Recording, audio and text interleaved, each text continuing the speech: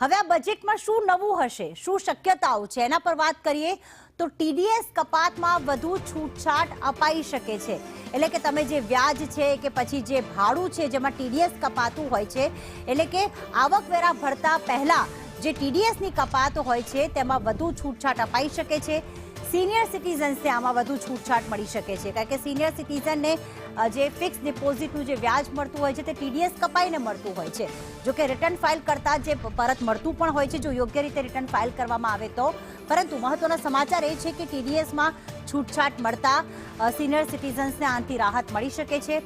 એનપીએસનો નવા ટેક્સ માળખામાં સમાવેશ થઈ શકે છે, સાથે જ 80% ફંડ ઉપાડવા સુધી ટેક્સ જે છે તે હટાવવામાં પણ આવી શકે છે।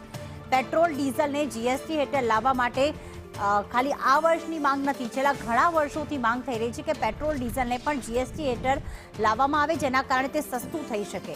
હેલ્થ ઇન્સ્યોરન્સ માટે નવું ફ્રેમવર્ક તૈયાર કરવા માંગ કરવામાં આવી છે, કારણ કે હેલ્થ ઇન્સ્યોરન્સ પર પણ જે આપણે પ્રીમિયમ ભરતા હોઈએ છીએ તેના પર પણ ટેક્સ લાગતો હોય છે। એક નવું માળખું તૈયાર કરવામાં આવે। બીજી મહત્વની વસ્તુ, સોના ચાંદી પર ઇમ્પોર્ટ ડ્યુટી જે અત્યારે 6% વસૂલ કરવામાં આવે છે તે 6%થી ઘટીને 4% થઈ શકે તેવી પણ શક્યતા।